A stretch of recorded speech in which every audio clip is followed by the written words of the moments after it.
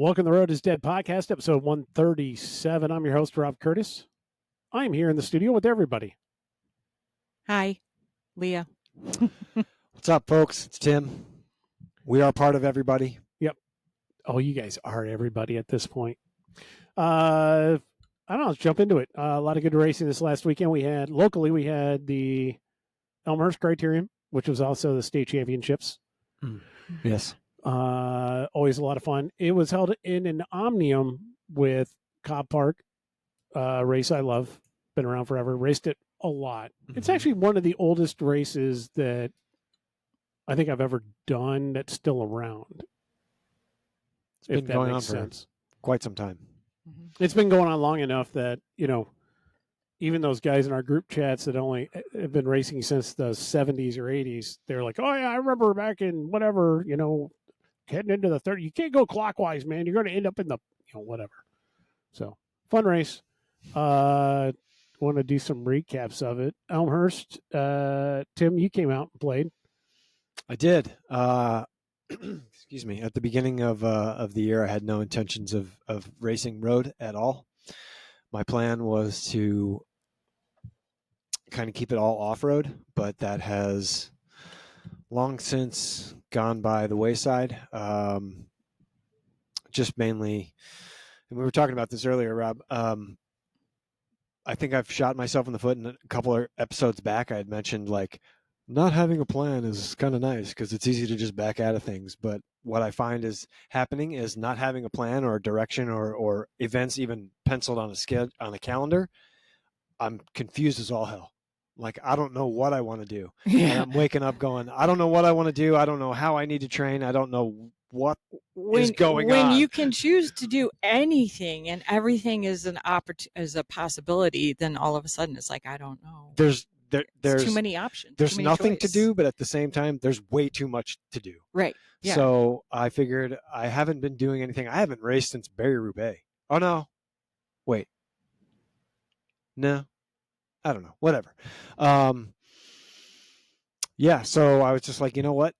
Elmhurst is a great course. I don't care that it's the state championship. I'm going to go do this because it's close. It's fun. The environment's really rad. The community supports it really good. Yeah, so I went and registered for the P123 field, hopped in that, had a blast. It was super fast, smooth. I wasn't necessarily, for my own standards, the smoothest, but I didn't crash anybody. I didn't crash myself. Yeah, I came away with a top 20 and the realization that my sprinting sucks. What is it? No, you could say. I was going to throw some shade, which is hard to do. Go ahead. Go ahead. But now is when you realized it? I thought you've realized this more than once in the past. Yeah, but I've always been able to make it kind of work. I'll here's what'll happen. I'll start, I'll say I'm not going to go on I'm not going to race road at all, right? Then I start going on these group rides and I'm like, oh, it's fun to go fast again. Like we were saying earlier, pushing a heavy, slow gravel bike, you're kind of like, why am I putting out so much effort and going so slow? And then you get on a fast, racy road setup and you're like, wow, this is fast. This is fun. Yeah. So it was nice to really do that. And then, when I start going on these group rides and, having the blast going fast and mixing it up at some sprint points and things like that, it's enjoyable. It really is. So I go do those and I work on it and then it goes into a race scenario where it's like a lot of people are really good at sprinting, where maybe only some in a group ride scenario are good, but everyone that can sprint is usually there in the finale, and you really realize where you stand. And then racing comes, crit season's coming, or we're thick in the middle of it, and it'll naturally happen. My sprinting will get better. Because if you don't practice it, you lose it. It's like anything else. Yeah. Like there is an art, there is a bona fide art to sprinting. Yeah. Like the way you apply pressure to the pedals, your body positioning, the way you torque on the bars, sprinting on a BMX bike is way different than sprinting on a road bike. And I'm sure a lot of our listeners know that. And even those that are good at sprinting listening to this, if you are good at it, I commend you. It's not an easy thing to do, but I get better at it. I actually get better at it the more I do it, and I actually enjoy it. I don't claim myself as a sprinter. I've always looked at myself as kind of if we're going to talk like rider profile, I kind of always wanted to be a guy like a Valverde. Yeah. Like, kind of like a guy that can sprint when the course is right for his sprint style, but Right. he can win like on all different types of courses. Like that's kind of how I always saw myself. I don't Yeah. know if I still kind of see myself like that, but I don't know. In a criterium, I've always thought of you as the guy that needs to get into a break. Yes, Yeah. that is 100% true. And then depending on who's in the break, like if it's, you know, people that I'm confident I can beat up on them, like, or if my sprint is good, I'm like, okay, I got this in the bag. But I'm more of like a breakaway guy. But it's hard. It's a lot harder to do that these days. Yeah, So yeah. it's much harder. Everyone's exponentially better, faster, fitter, and depending on the field you're in or the race you're at, it's much harder to do that. Yeah.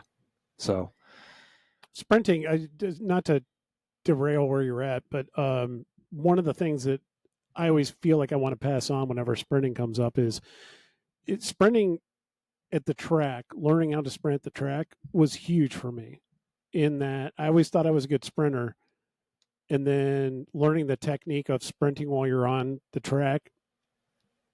At the time when I would go through the clinics, when Kevin had the clinics, he would talk about how roadies don't know how to sprint. And anytime I hear anything like that at the track, I'm always like, okay, sure. That's why you're racing the track and not on the road. But, you know, I'll hear him out, you know, listen to it. And the entire approach to actually sprinting and the technique of actually sprinting is completely different when you're doing it on the track. Not that it needs to be. More need to bring that track style sprint over to sprinting on the road. And I think they would be more efficient and do better if they did it. But it is a completely different style. And it just roughly, you know, you're in the hooks of the bars, not full drops, not, you know, on the tops or wherever the hell you think you should be, but on the hooks where it starts to come and curve. Yep. You're in those hooks.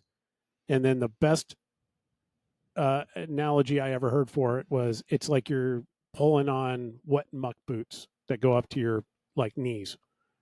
So you're wanting to pull as hard as you can to like pull, if you imagine pulling those boots up. Yeah. And you're basically keeping the bike as straight and upright as you possibly can. So many kids, I'll say kids, but so many people watch pro riders and how they race and everything, and they think that the harder they throw the bike around, you know, and flop it from side to side and make their saddle do all sorts of weird, you know, dances behind them, the better it must be or something. And it's all wasted energy.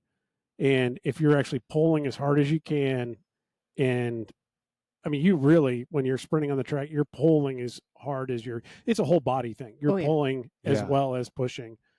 And I always liken it to, I'm trying to break the bike, just absolutely trying to break something on the bike. Like if I really go as hard as I can, I could probably break something on the bike. And that's what you're kind of going for.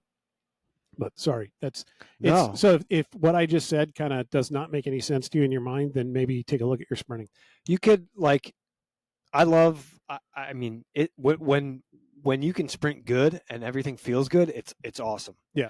Right. And I think that's what I like about it. Again, I don't claim myself to be a sprinter at all. Because I think if someone were to videotape my sprint, and I've even seen it in you know, on YouTube videos from years, you know, a few years back, 2 years back, a year ago, it's not the best. It doesn't look good, but you know, I don't have that like raw, you know, 5311 just ability to turn that over. So my cadence is a lot higher, which leads to a lot of sloppier upper body movement, which is inefficient.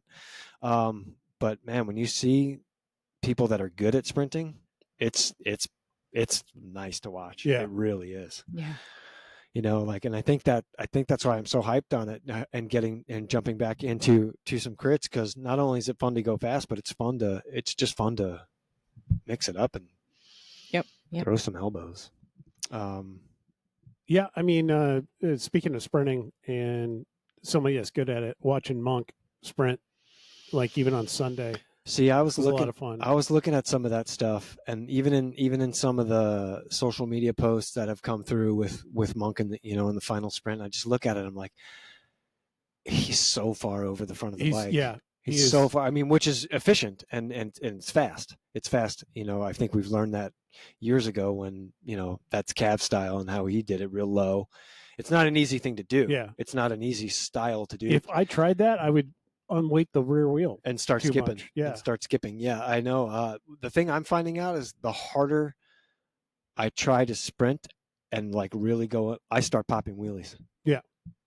And I don't know where that comes from. I don't know if that's It's your BMX shit. I was going to say, I think it's a BMX thing because I start like going hard and I'm pulling on the bars as hard as I can and I'm low and my front wheel just starts to do these little micro skips.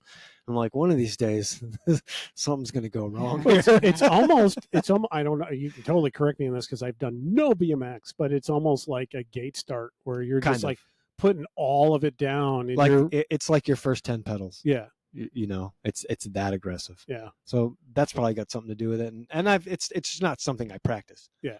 Like it's just not. I do enjoy it though.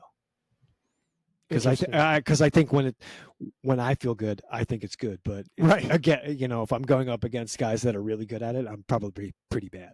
Yeah. It's almost like you want to go.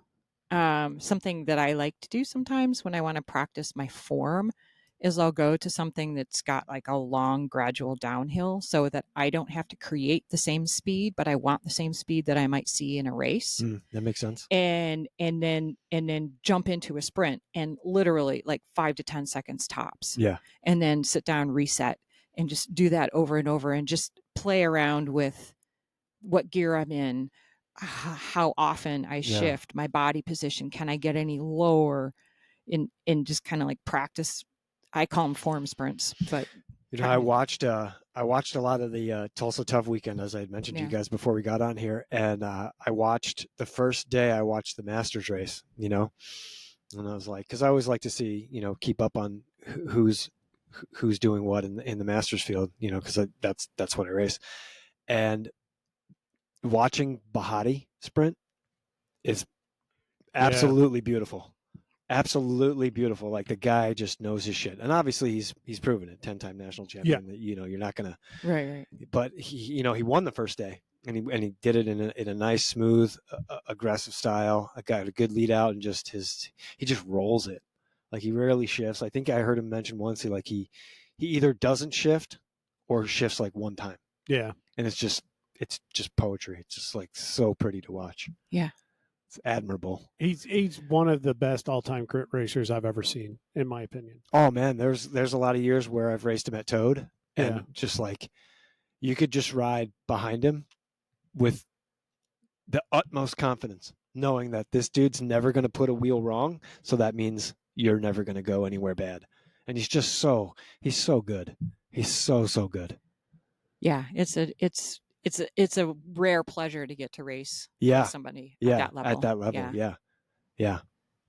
It's For really, sure. It's really nice. I remember the first time he rolled up. It was in Elmhurst. First time he rolled up during Entelli or whatever you want to call it, and I saw him rolling around. It's a surprise to see him rolling around at that point because he was always making it to the race.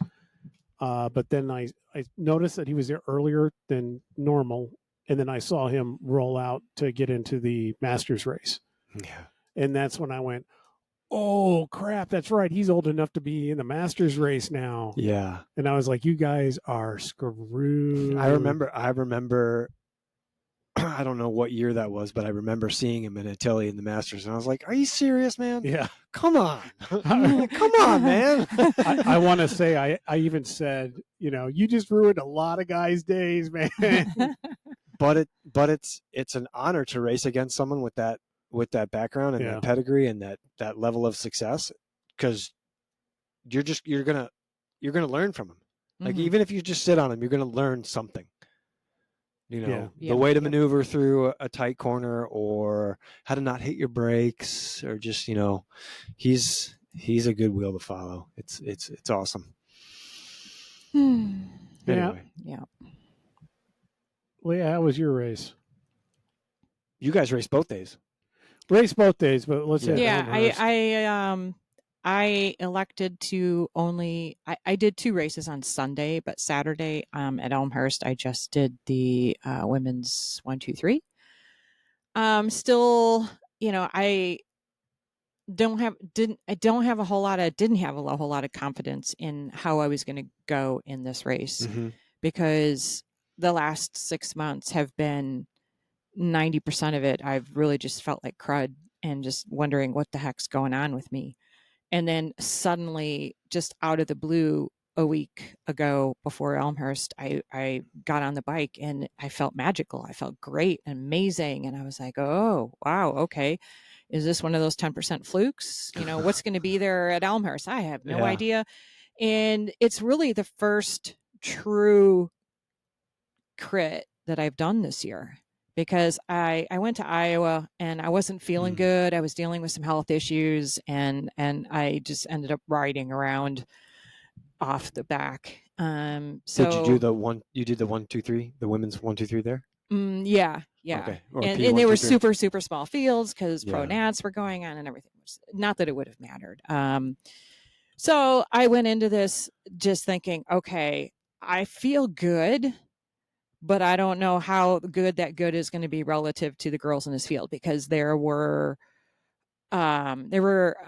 a number of very, very strong riders in this field that had teammates. Yeah. So, and knowing that I am by far the way oldest person in this field, and I'm just like, all right, we're going to play let's be super conservative game here, and just be as smooth as possible and follow the wheels and watch, and just watch and watch and watch and watch. And if, God forbid, if I'm able to do something at some point that is meaningful for my teammate, Katie, then I will do it. But I am like, and I told her up front, I'm like, if you need something from me, holler. If there's something you want me to chase, just ask me. I'll turn myself inside out to help you. But otherwise, I'm going to sit here in a comfortable spot and just follow the wheels, and just step one is not get dropped. That was my attitude. It was like step one is just like, goal one is not get dropped. Yeah. And if I'm still here at the end of the race, then we'll see. We had the same thought process. And I ended up feeling really good. And there were a couple moments where there were attacks, and I got a little, I saw a little daylight between me and the back of the field, but was able to get back on. But I hear we were coming into the last laps. I'm seeing that we're 45 minutes into an hour-long race. So I'm like, okay, where are we at on laps here? So I'm searching for the lap counter, and I see it, and I see 3 to go, and we come around, and at 2 to go, they called a suicide preem, big $870 preem, at 2 laps to go in the race. I was like, oh dear Lord, this is going to hurt. I'm not going for this. I'm not even going to try. I just need to survive this. Yeah. Right. So we come around, everybody's going bananas. They're ringing the bell for the final lap. Some people in my field did not realize it was the final lap of the race, but I didn't know this at the time. All I know is we are strung way out coming across the finish line at 1 to go, as Katie McDicken took that preem, and she took every preem in our race. By the way, she walked away with over $1,000, which is amazing. So we come around turn 1, and I'm thinking, that's it. It's strung out. I can see, as I'm coming through turn 1, I can see little clumps of riders, and I'm like, they're just going to stay gas on because it's the final lap of the race. They didn't. They sat up. We regrouped. We're halfway around the lap, and we're all back together. And I'm like, what is going on? So you're saying there's a chance.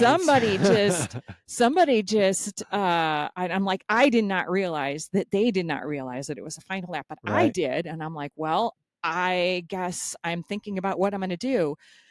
I can't start and open up my sprint from here because I'm at the back of the field, which means I'll just finish at the back of the field. Right. I know there's a very, very, very little chance that I have the capacity to beat these women. But as we're coming on between the second to last and last, that long stretch on the back, and we're still, nobody's doing anything yet. Yeah. And I'm just like, I have to try. I have to go. Yeah. If I jump early and launch full on into my sprint, come around that final turn and I'm probably going to die 1,000 deaths. I am probably going to get passed by some people, maybe not all. And if nothing else, it's going to force everybody to have to Go chase earlier than they me. want. And that gives Katie the opportunity to follow the wheels and choose her position and launch her sprint when she wants to launch her sprint. Yeah. And that's exactly what I did. So Nice. I just dove to complete opposite side of the road and just went hard, and I ended up finishing 6th in the race, which is probably the best finish awesome. I could have ever hoped for See? in that field. And Katie was 2nd overall, but 1st Illinois. Nice. So she won the state championship, That's awesome. which just absolutely That's made her fantastic. day, made my day. Yeah. And yeah. See what you took, what could have been maybe a 10th and turned it into a 6th by launching. Right. I mean, That's a long finish I straight. feel like I have to put the asterisk on there because there were at least 4 of the top strongest women in that field that did not realize it was the last lap. That's on them. That's not your problem. I know. There's no asterisk. Knowing where you're at in the lap count is totally part of it. Yeah. I mean, in our race, or the race I did, I was like, I haven't seen the lap counter because I'm used to like the electronic one at Intelli. That's like the red light and it's up, always up in the top corner. And I'm like, I don't see it. And I'm like, I don't even know where we are. The only thing on my head unit is the time. Yeah. That's all I look at. So I kept looking at the time, and we were getting close, and it was like 52 minutes, 55 minutes. And I'm like, I don't even know how many laps ago. And I went by the start finish and I just caught it and it said 2 to go. And I was like, oh, good thing I paid attention to that. Yeah. Been burned by that. Yeah. I think everyone's been burned by that at some point. Yeah. You know? Yeah. If you've raced long enough, you've run into a race where you've done it. You've miscalculated. You've done it once. Well, and I know enough to know after all my years of racing, I mean, let's set my experience as an official aside. It's like, I know they have to calculate how long the race is going to be well before you get into those final laps. Yeah. So they're looking at average times of early laps of the race, and then the race could speed up or slow down. Yeah. So you really cannot say, well, it's a 60-minute race. I know we're going to race for 60 minutes. It could be less than that. Yeah. It could be, we were like 55 minutes, I think. So we could have easily done another lap or 2, or I don't know. I don't remember the exact time. It was definitely a little bit on the short side, but I know enough to know you can't rely on the time. When you start getting close to the end of the race, you got to look for a lap counter, because at some point they had to calculate that. Yeah. And it's just going to be somewhere in that vicinity. So yeah. If I'm in a 40-minute race and I look down and I see 30 minutes in and I haven't looked at a lap counter, I would be very shocked. Yeah. I mean, I will look. It's kind of like, I don't know about you guys. You guys don't approach this kind of stuff the same way I do. But when I approach like a big ride, a long ride, and it's a torturous ride that's like a ride of attrition or whatever, I do everything I can. And if I feel like I'm not prepared for it or whatever, I do everything I can to not look at how far I've gone, so that I don't know how much is left. Or like rough road, getting into rough road. Yeah. I don't want to look down and see. I just want to look at navigation. You know, I want to know what turn I'm taking. I don't care how far we've gone. I make it a point not to look. And then I get to this point in the ride where I'm like, I think we've gone this far. So I'm going to look and check. I've done that. And it better be that we've gone further than I think. If it's that we went it's 10 miles less. I'm going to be mad. If it's a lot less, I'm screwed. And that just tells me my form and kind of where I'm at. So no, you know what? No, I find that there tends to be a rhythm to the races where the first 10 to 15 minutes are usually just fast and crazy. furious, full of a lot of initial attacks. Yeah. And then it settles down in the middle of the race. Yep. So when I am hurting and thinking, oh my gosh, I don't think I can keep doing this, and I look down and I see that we're 8.5 minutes into an hour-long race, it's both disheartening, but also I have to remind myself it's going to ease up. Yeah. Just give it a little bit more time. You're only 8 minutes into this race. It's just keep digging. Don't give up yet. I figured that part out 15 years ago, and used to tell myself that, and that's how I used to get through some super week races, because I would be over the limit, really pushed, and I would be like, they're going faster. You know, I don't know how we're going faster when I'm already on the limit. And I used to like punch out at that point. I'd be like, I can't do this. And I'd punch out. And then I got to this point where I realized if I think I'm over my limit and then all of a sudden we've picked up more speed again, that's going to last for a lap, maybe a lap and a half. And then everyone's going to sit up. Yeah, it'll get exponentially slower. Yeah. And then we're all going to sit Yeah. and ride around in circles for a couple laps to recover. Yeah. And then everything's going to, and then you're good for the rest of the race. And you're going to see them off in the distance, all sitting up, sitting up. grabbing bottled Yeah. water, and you're like, If you turn! if you punched your ticket Yeah. and you went out the Yeah. back because you're like, I can't handle this, you're going to literally see them sit up just up the road, and you're going to be like, if I would have held on for just a little bit longer. Yeah. So I know that now, and now that I'm making a point, that helps me out a lot in races, because I will mentally get in that spot where I'm like, I can't do this. And I'm like, just shut up, just chew your stem, you know, for No, another lap or two. yeah, and you'll be good. I found myself doing that in on Saturday. I looked, and it was just like you said, Leah. It was fast and furious for whatever, and I looked down. And I was like, damn, it's only been 8 minutes. And I was like, all right. And luckily, I wasn't hurting. I had good legs. Everything was fine. But I'm like, man, it's only been 8 minutes. We got a long way to go.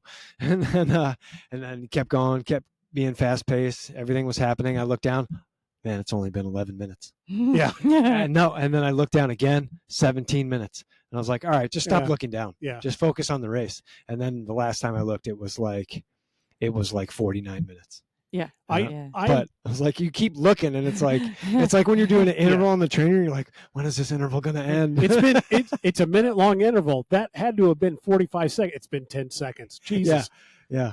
I do that a lot, but then so you have the time That's large it. on your It's display. the only thing. Yes. Me, I still run with my normal display, so the time is like really small, Yeah. and it's one of two. Like I've got ride time versus like the time of day, and it's weird kind of how it's, and I can't ever remember what order they're in. I have to stare at them for a few seconds. Yeah. And you don't have time to do that in a race. No. So I don't really look at it, but what I always do is I just kind of, when I start feeling like, okay, I'm kind of hurting, I got to check the stage for laps.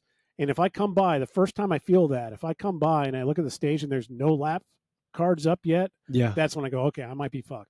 I have to figure this out. Yeah. You know, I mean, get it's through the next couple laps and I'll be okay. It's also a good gauge just to be like, okay, I'm not feeling super good. We're at,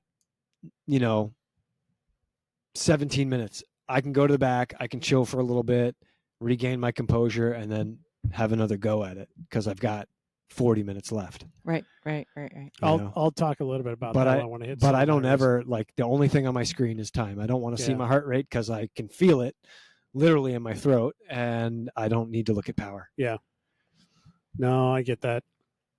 I like just kind of like feeling the race, Yeah. not like letting I power think or I anything have- like that dictate. I Like- think I like have feel the power wheel. on my screen. I think it's the only other thing I have on there. And I figured if for some strange reason I ever find myself off the front and I want to be like, oh, I might want to pay attention to how I pace myself so I don't blow myself up or something. If I'm going to take polls, I want to, okay, we're going to keep it below this is number. my limit right here. Don't yeah. overcommit. Yeah. Don't because if you're pushing that many watts, then that's too much. Just keep it contained. And I don't think I've ever been in that position, so I've never needed I it. would Yeah. I would do that if I was at your guys' level. I am not. So every time I find myself in a situation, I don't care what the power numbers. I never actually look at the power numbers during a race because I always kind of feel like, oh, I should be setting some new records. This should be Yeah. fun to look at the data after the fact. I don't know what I can do, so I'm just going to throw it out there, just see. So Yeah. for me, I'm racing the right way when it comes to the power. No, you're fine. I mean, if you're accustomed to training by numbers, Right. training by heart rate, heart rate compared to power, when you're in it, if you don't have those data points on your screen, you know where can you're still at do just it, based yeah. off your RPE. Yeah, Like I'm near my yeah, threshold, which yeah. is Yeah. X, Y, and Z number. I need to back And it down. I guess I'm doing it by RPE, but I'm doing it by RPE knowing kind of where I feel my capacity is. But I know that, like, in other words, I'm racing where I'm like, okay, I'm not all out. Right. I'm where I can maintain, but the actual absolute value of that where I'm at could move depending. It's Yeah. okay. I could be having a great day. Yeah. I could be in better form than I realized, Right. and that's why I don't want to look, and I Yeah. don't want to see it. Yeah. I don't want to see a number and be like, oh shit, I better dial it Yeah. back. You kind of like spook yourself out of having a good ride. 99.9% of the time, I pay zero attention to that number. Yeah. So. Yeah. There's too much going on in the race anyway. Yeah. All right. So that was your. Are we done with your Elmhurst? Yes. Okay. Yeah. So I'll do mine. Yeah. This is not even a soapbox. This is just more of a. Okay. Oh damn it! You're tying me on it. I like Setting- Elmhurst. I love setting the Elmhurst. synchros. I love Elmhurst. It's I did the 4-5 Masters, which is run with the 4-5 category. For those that don't know, we keep going on about this, but the participation in crit races and the road scene has gone up. It's gone up, in my opinion, fairly substantially. And I think, Tim, you were saying that you could back me up on that. You get that Yeah. feeling too. Yeah, I think so. And while we saw large participant during that lull area that we had that ran into the 2020 and a little bit past it, what we saw was we still had good fields in the 1-2s, in the top categories of the day. We still had good participation or better numbers even during those, but our entry level fields were down to almost nothing. Now, this 4-5 field for Elmhurst was sold out and had been sold out for something like a month to 2 months before the event. Big wait list, right? Wait list for it as well. We kept telling everybody, if you're on the wait list, just show up because you're probably going to get in. And I believe they let everyone who showed up and pulled a number, and they got everyone showed up that was on the wait list into the race. I think our starting number was 78. It's only supposed to be 75, but 3 riders, they kind of, Yeah. not legally, but they greased the skid a little bit and they let them in. It's not like you It's let not- 15 people in. Well, and honestly, on that course, it's already going to be mayhem with the number of riders that we have with the varied skill levels that it is. Mm-hmm. I hadn't raced Elmhurst, and I don't know if I've ever raced Elmhurst, to be honest with you. But I was like, I think we get to line up separately in the Masters. I was unsure about it. No one was answering anything. They said, go ahead and take a lap. And I'm hanging out with a couple of buddies, and they're all like, hey, you guys want to go take a lap? Let's take a lap. All right, fine. I guess we'll take a lap. Normally, I just run up and just try to stage. I've Yeah. always just kind of done Yeah, that. I wasn't able to get a warm up in just because it was just so hot and my brain wasn't in the right place. So I was like, you know what? I'm thinking more about racing in Cobb the next day than doing Elmhurst. So it is what it is. Let me just go into it cold. Why is that? What do you mean? Why were you looking forward to Cobb and not in the moment? Well, I'll with what talk a you were little bit to about do? that, but it had to do with the category that Oh, we're able to understood. race. Understood. I'm like, Elmhurst, it's going to be, excuse the expression, it's going to be a shit show. And it has nothing to do with the course, the organization, or anything like that. It just, I know the course. I've been around it on the pace car a billion times. I've watched 1,000 races there over the years. You had 75 4-5s, young guns on there, all wanting to do something and not even really knowing how to race in a lot of the situations. And I go, this is just going to be a catastrophe. So we end up, we do a pre-lap, not thinking. We roll up, and they are almost launching the field. So we did one fast lap, and they were already ready to go. And we were all the way in the very back of those 75 riders. Wow. So, I didn't think we were all the way back, and we were talking a little bit, and then I turned around, and there was no one behind me. So I was like, So okay, yeah, you're at the we're back. screwed. We're screwed. And I know that it's kind of mayhem on the first couple laps because because it's a 4-5 race, we have brand new riders in there. Yep. Also, because it's a 4-5 race, this is kind of what I went over with Leah. I was like, in the women's fields, we do have smaller numbers just because of the nature of the beast. But occasionally you'll get somebody that's new to racing on the women's side, and they're a phenom. They're just a true athlete. They show up out of nowhere, and they just blow everyone's doors off from day one, especially in the lower categories. I'm like, when you play the numbers game and you go to the men's side and you just have that amount of volume, we get 13 to 14 of those guys every race that we do.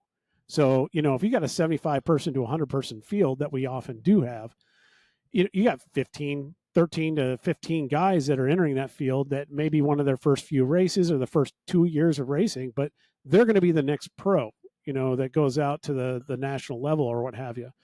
So we always have that kind of depth of talent in a 4 or 5 field. So you're rolling up going, all right, half of these guys definitely shouldn't be here. They should be 2s, 3s, whatever. They shouldn't be 4s or 5s, but they're here because that's the nature of the beast. They got to learn how to race, and we all have to go through it. We're the ones that get to pay the price, the slow old guys at the back. And just to be clear, they're not sandbagging. They have to earn process. their points and go through the process, right? But we've talked about it.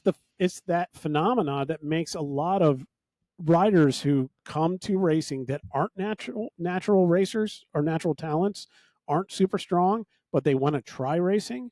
They come out, they do one race, and they get their doors completely blown off by these kind of guys, and they go, you know what, that's it, I'm done. And they don't come back to it, or they don't stick it through and learn how to do it. And I totally understand that point of view.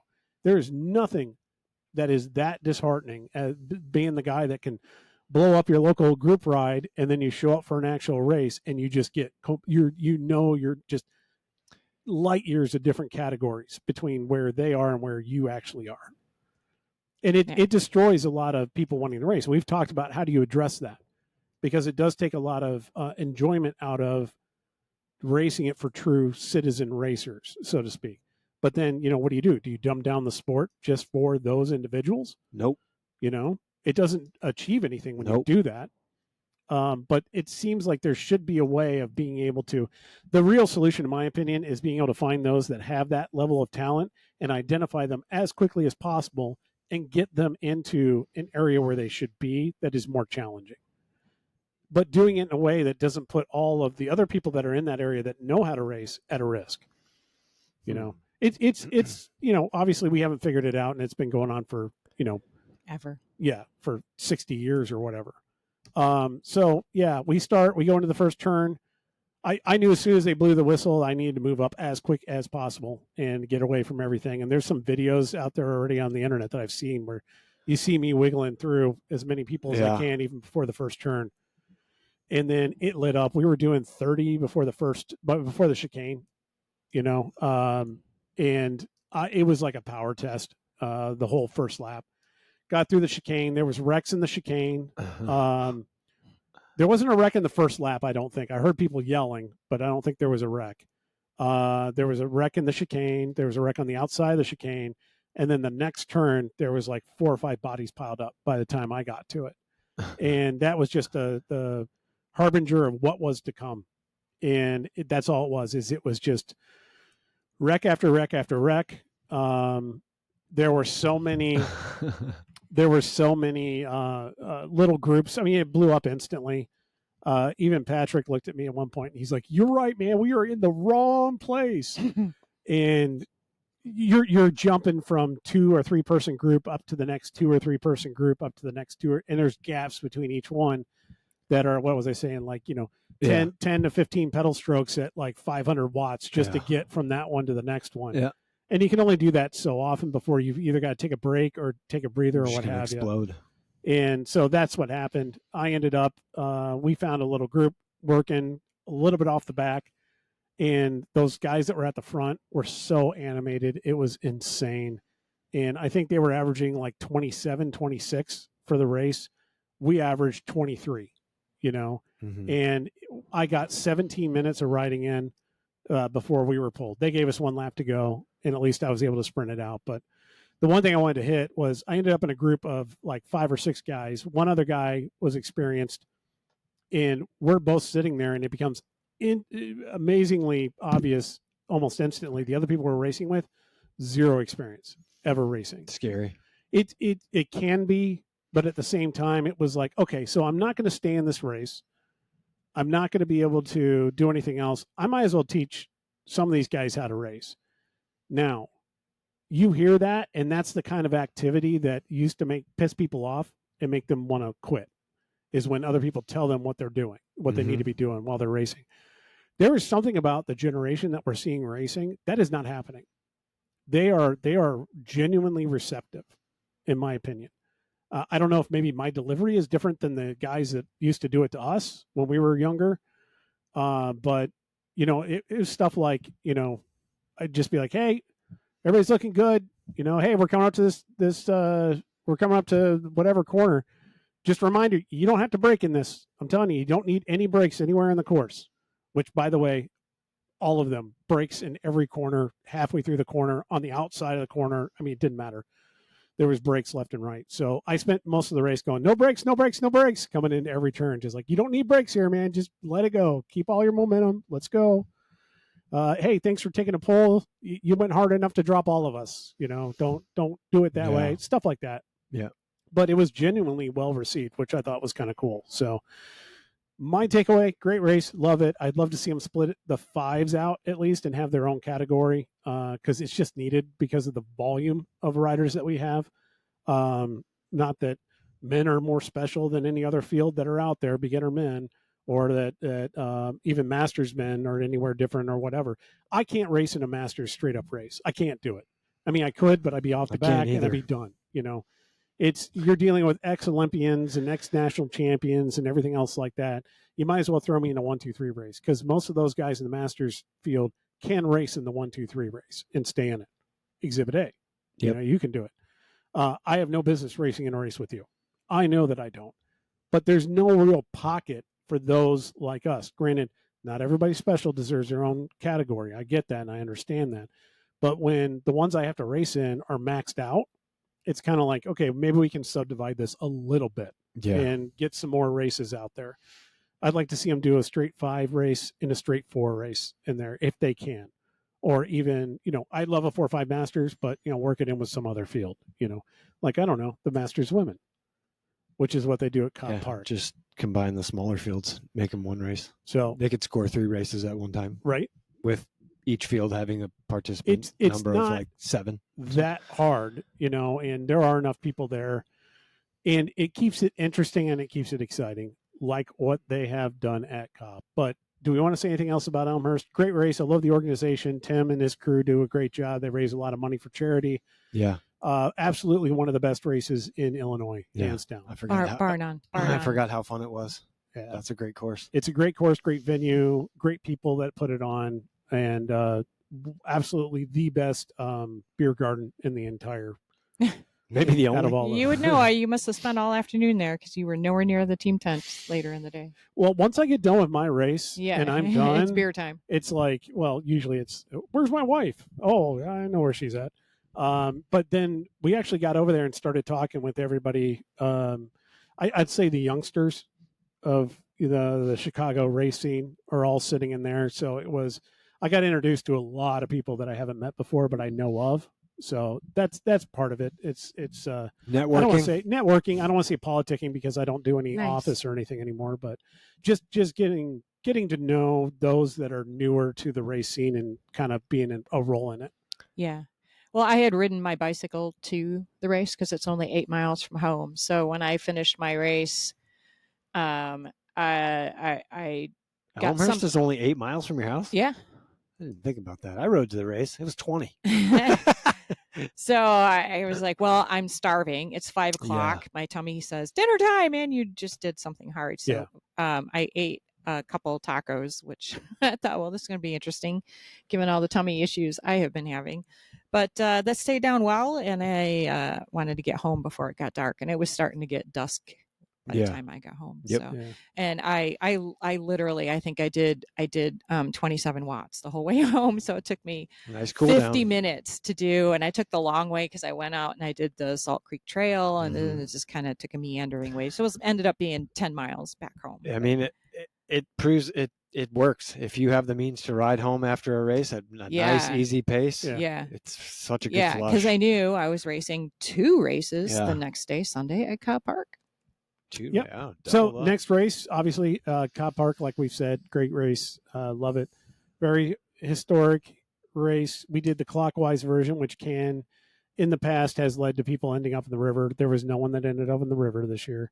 The numbers are down for that race, in my opinion, not over recent years, but in general, when I compare it back to what it quote unquote used to be, which is unfortunate. A lot of people from the city now are not making it a point to get out there and go to it, which is, disappointing. But one thing that I love about that race is he started it last year. They have a Masters 4-5 category that is run with the women's Masters, not category limited. So Right. So Masters women, open women's Masters, open Masters women with the Masters 4-5 men, which is it's a really great combination, and it leads for some really fun and very respectful, gentlemanly racing. Honestly, it was awesome. It was consistently a nice pace. I mean, it was, everybody left room for each other in the turns and communicated well. Tons of communication. It was really awesome. It was so much fun. Yeah. It was so much fun to be that comfortable for that long. I don't want to say, it was still race. You're still uncomfortable, but to feel at home, yeah, I would say, and to feel back where you want to be, in a race field. It was so good. But, I just want to point out that, by the way, if there's ever any men's Masters race that's category limited, as a woman, you can still jump in that Masters race. You can go down one age group and you can go down one category. Which I can't do the 4-5 then. Correct. You could do a 3-4 Masters, but they really don't have those. They anymore. Don't have Masters 3-4s. No. Oh, they used to. They had it as part of Intelli. I don't know. For a few years. But anyway. I may actually be at a point here because I still love racing my bike, and I was always kind of thinking to myself, do I decide to downgrade at some point to back down to a 3? And for the women's races locally, it really doesn't make a difference whether you're a 2 or a 3. But then I was like, oh, then I can race with the men's Cat 4s, which would be freaking awesome. It is fun. Dangerous. I know, but I just stay near the front, and then. Yeah, it's Not a lot of people got hurt in those wrecks that we had on Elmhurst, but that's good. I don't know. It's a thought. It's a thought. Trying to figure out how I extend my racing career because But it was a great race. Still fun. So we did that Masters race. The only things that pissed me off about that race were going the way that I did, and at the end, her going, it was an easy race. I really enjoyed it. It wasn't like off the hook, and it's like, and the other one of, I'm using it for a warm up for my race later. Okay, yeah, I get it. Yeah, I my goal for that race was to practice conservation of momentum the entire race. Just sit in the wheels in where my instincts tell me I'm behind the gaggle of guys in the front that are trying to fight for position constantly. I'm like, I don't need to fight there to be third or fourth wheel. I can sit back here 8th to 10th wheel, and this is perfectly fine. I get a great draft. I can modulate the cornering so that I don't have to overslow behind people that are overslowing in front of me, and I can carry my speed through the turns and just literally surf the draft the whole race. And if I'm in a good position to safely sprint at the end, I will. I just didn't want to take any big risks. And I decided towards the end, he was like seeming like he was fighting for position. I'm pointing at Rob here. And I was just like, all right, fine. I'm gonna get on Rob's wheel. We'll see. He's a good sprinter, right? Well, he petered out as the sprint is starting to open up on the downhill. I'm like, God damn it! And I had to come around, and I lit it up so hard, and I came screaming around on the inside of that last turn and sprinted for all I was worth. And I got to within a couple bike lengths of Steve Fury, and I couldn't finish closing on him. Yeah. So you got third overall. I got third overall in the men's race. Yeah. That's rad. Which they don't recognize because technically the women's race was women's separate. Masters race was separate. So you won that. Right. Yeah. So anyway, I thought we had a great race. Yeah. Positioning was great. I felt comfortable as hell. I felt like I was in the best spot the whole time. Even Anthony was in it, and Anthony was like, every time I looked up, you and Leah were exactly where I would want to be. He goes, and you two just kind of held the right position the whole way. And I got to say we did. It was a really, really, really good race. I was good until, and I started, it just proved to me that I still have all my racing instincts. Yeah. You know, even though I haven't had the form or fitness to stay there, now that I can, I do have the instinct for being there. I wasn't intentionally trying to get in the spot to do anything the last lap, but it's just kind of where I go. Mhm. I tried to peter out up in the chicane on the last lap, and Patrick was right behind me. And there was a little gap opening up, and Patrick goes, "Come on, Rob, close that gap." You know, like get in there, because I was slightly in front of him. He's like, "Go for it, man!" Right. And I literally shook my head no, and then for like a second or two, and then I dug and just dumped a ton of power and closed the gap real quick. I don't know. It was just like one of these, no, I'm giving up. No, I'm not. I'm staying in this. But then we got to the downhill and everyone was lighting it up. And I just I felt the gap kind of growing. And I went, just in my head, I punched out. And the second I did, though, I like waved. I was like, "Come on!" Yeah, you did something, and I knew you were done. Yeah, and I was like, I still kept the power on, but I was coming Yeah, off, and yeah, I was like, yeah. "Just get around me before I die." Yeah. Steve came one side, you came the other side, and that was second and third place. And then when I got then a bunch of people started to swamp me, and I was kind of thinking about it. We got through the turn. That turn I can corner better than most of the people that were even in that field. And I knew that. And I was like, just carry your speed, see what happens. And that was going through my head. And I just kind of went, I worked too damn hard during this race and had too good of a race to just kind of roll in and be at the very end of this field. Mm-hmm. Screw this. So I got out of the saddle and I started sprinting. And I was like, started picking up people, all the guys that had just passed me. And then I saw Patrick in front of me. I saw Stephen Farr in front of me. And I'm like, I have never beat Stephen Farr in a race. I want to beat Stephen Farr in a race. So I just laid it down, went as hard as I could, and I did a bike throw at the end, and I got Stephen and Patrick. So I ended up in 7th or 8th overall for the race. So it was a little bit of reclamation. I enjoyed it and love the venue. So there needs to be, I mean, you said it like 1,000 times. You were like, this needs to be in other races, like this category, this field. I don't know how to advocate for it, and it seems like I'm the problem with racing by doing that. It tends to be touchy because I think there's a belief that women always need to have their own space. But when you have these really small categories, I'm all for having women have their own space on the race course, 100%. But there are times where it's kind of nice to do something a little bit different and combine, which normally would be kind of a ho-hum race if you had 4 women in the Masters race, because there was only 4 of us. That's lame. I'd much rather have a mixed and I'm field like, I'd with rather more do participants. it mixed, and it really makes it more enjoyable. And I don't know why. I guess I understand why the advocate for the separate fields, but I think that what does it matter if you're still getting scored you know, in a women's race and a men's race? I mean, I guess maybe there's this belief that the men are all going to be jerks or something and don't want the women there, and there are some guys that are jerks. I get it. So let them be jerks. That wasn't the case in this field. Everybody was awesome. And allow me to get the door for you, madam. It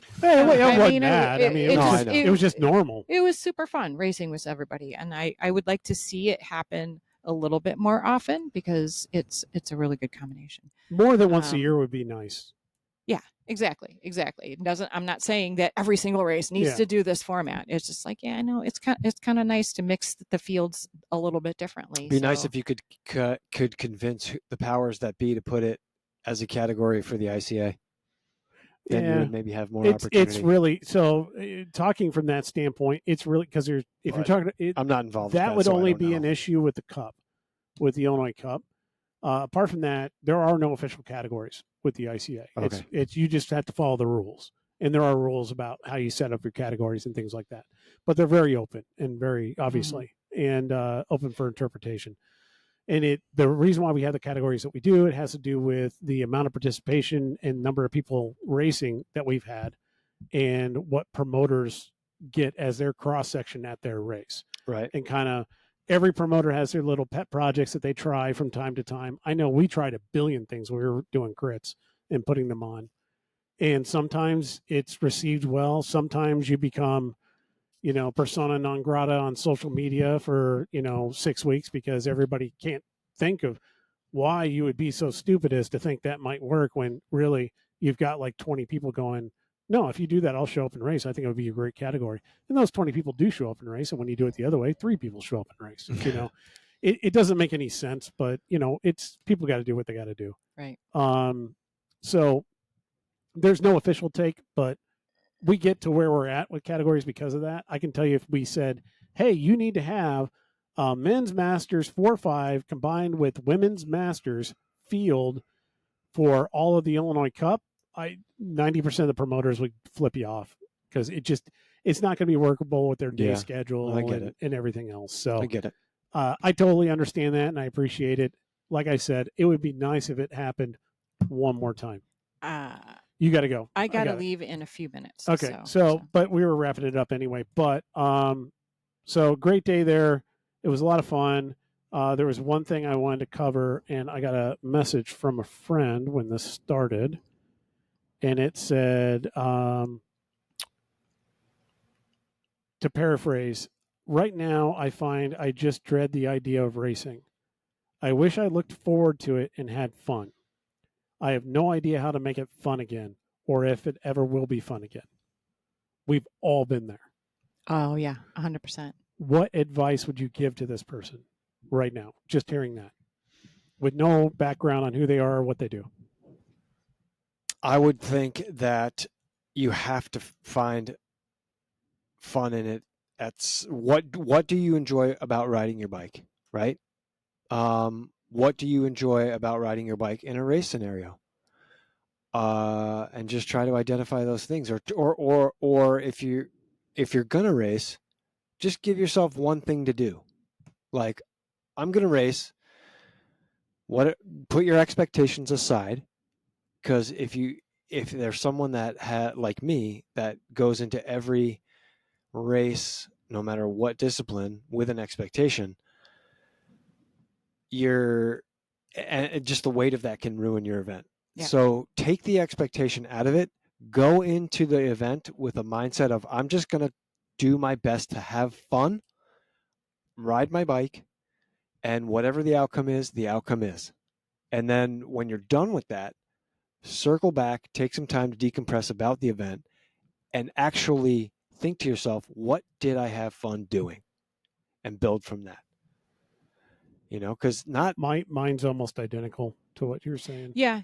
Basically, you just really got to look inside yourself and ask yourself, what feels like joy for me? Is it not racing? And be really honest with yourself, because maybe bike racing isn't where your happiness is right now. Maybe it's doing something else. Maybe it's taking a break and finding another thing to compete in, or just ride your bike with no performance attached to it and not worry about it, because at the end of the day, nobody cares what you do. You care what you do. Find what makes you happy, and you might find that it takes you in a completely different direction. Or what I find for me is giving myself permission to not do anything. And just like, I don't have to go do this. I don't have to go race. Right. Just because I've always done it and everybody expects me to be there, I don't have to do that. I can be there or not be there, and I get to choose. Yeah. And just being able to realize that, I guess, which is silly because of course that's true, but I think we get caught up in expectations. Oh, for sure. Yeah. I mean, 99% of the people in our local area that are racers don't get paid to race, so they don't have to go do anything, like you said. I think it's we have learned all of this. My input is exactly the same as your guys's, but we've learned all this over all these years, where we're like, if you want to get better, you have to set goals, and you have to train with the purpose, and you have to do X, Y, and Z. And I learned long ago that the second I put up expectations, if I fall short of any of them, that brings down my level of wanting to do anything. Yeah. To the point where I just don't have fun with it anymore. Yep. The worst day in my cycling career was the day I got a power meter. You know what I mean? Yeah. It's one of those things. Is it a great tool? Yes. Is it will really help with training? Training has its place. I'm not saying you don't train, but what I'm just like you guys, I'm saying you've got to remove the expectation of anything. Yeah. From the standpoint of you sit there, and I always liken it by this. Obviously, I did it for a lot of years where I didn't race at all. Some of that was self-imposed. Some of that was because I just didn't have the form to do it, and there's no way I could do it.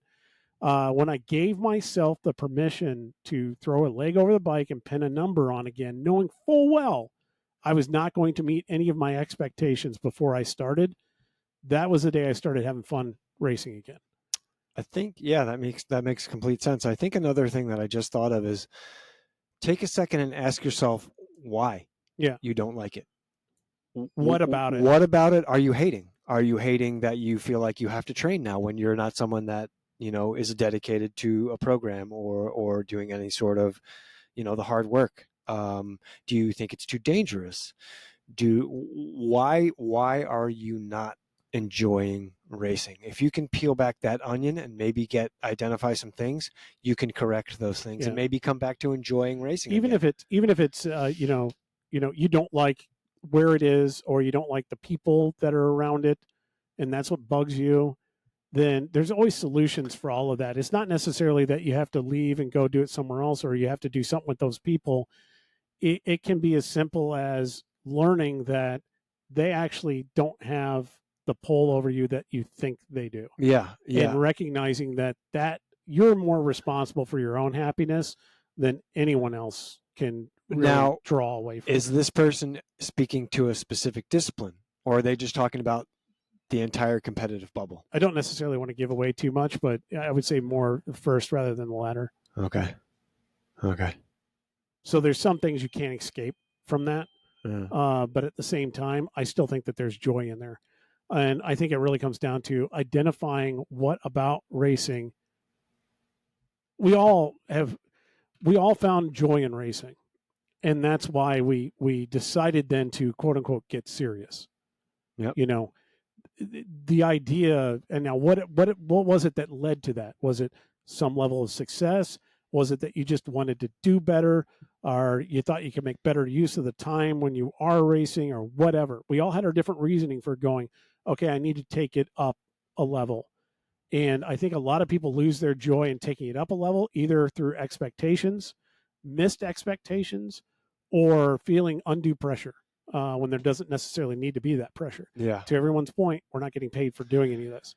Yeah. So it's then you get back to kind of like what I'm finding with crits again, is that the absolute abject joy that I have in going that fast, that close to so many people. Yeah.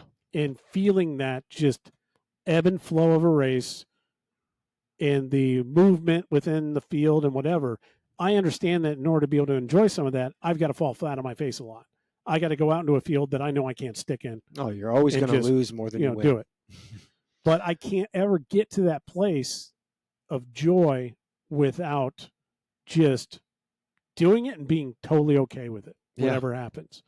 Yeah, I mean, I think no matter what discipline you compete in, competition in itself is an experience, right? So be in it for the experience of competition. And I'm not talking about like to better yourself and get more experience in that sense and become a better bike racer, but the actual race as an experience.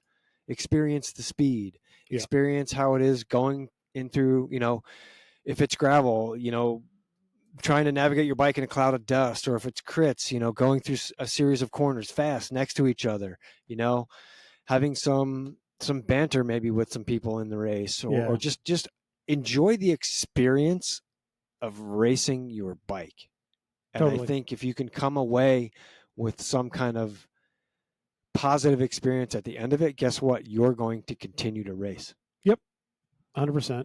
I totally agree with that. It's just finding your reconnection to it, making sure you're doing it for you. Absolutely. And finding the joy in it. Because believe it or not, the joy is there because it was there at one point in time, and it really made you feel good. And it can make you feel that good again. And I think another aspect is don't be bamboozled by what you see on social media. It's easy to fall into that trap of I need to be doing this, or I need to have this, or this is what my expectation should be, or this is what I need to be. Yeah. That's wrong. The thing you need to be is you. That's what you need to be. And you need to be the person that wants to ride your bike, compete in races, whatever they are, to your satisfaction. Yep. And when you do that and you're able to identify good things and pull good things from each event that you do, you're going to continue to race because it's fun. Friend, if you're listening, hopefully that helped. And hopefully I didn't say enough to throw you under the bus, because I don't want to. I just thought it was a very poignant statement. And I know that we've all been through it. So I was there 2 weeks ago. Yeah. So I wanted to hang it all up. I don't want to say it's not unique. What I'm saying is you're not alone.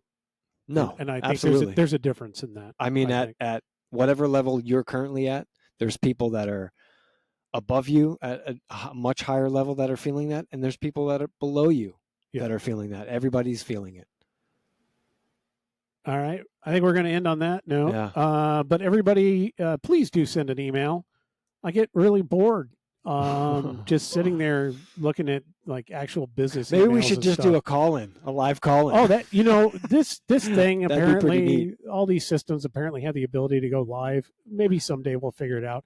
I do want to go live from like a location at some point, either probably at the track would be a good place to do it, because we could sit there and you could have fun and still listen to the racing going on in the background. Could do that, or you could just be, a couple days in advance. We could set a hard date and a hard time that we're going to go. This is what we're going to do. Everybody hang out. Text this number, any questions, or any topic, and we'll talk about it. Yeah, that would be fun. All right, so we'll figure something out. But please send us an email to roadisdead@gmail.com. All one word, roadisdead@gmail.com. Obviously, you can show your support by picking up some buttonhole. I was wondering when you're going to get to that. That would be very helpful. I mentioned on the last one, and I've gotten better at launching kind of some of what we got out there. But treadsavvy.com, SAVVY, go out there. You can get cyclocross tires. We will eventually expand it into some gravel stuff, but guys, it's a numbers game right now. And I figured it was a good time to get set up with our cross offerings for the year, being the way that timing works. So we're getting her all loaded out there. I've got those Fangos that they released last year, those orange sidewall ones. I have all of them that are left for purchase in the United States. And this was a special run, and they may not do them anymore.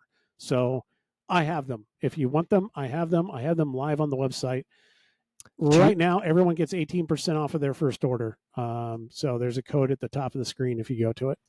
No, I was just going to say tubular only in Fango. Well, yeah, that's the only way they did it. I don't think they're ever going to do a Fango tubeless. That would be interesting. But anyway, so treadsavvy.com, enzocyclingproducts.com if you want to buy on the website. Otherwise, you can just go to a local bike shop, which we would encourage more. Go to the local bike shop, try to pick it up there. Although I have been getting calls from people who say, I used to get it at this shop, now I can't get it. And when they asked the shop said they were no longer able to get it.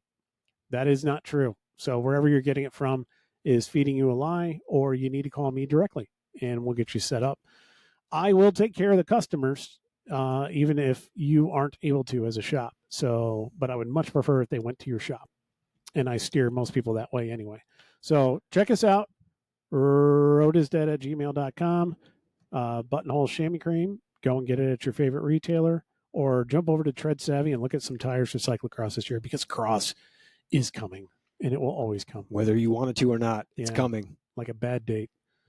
All right. On that note, thanks for joining us, and enjoy the ride.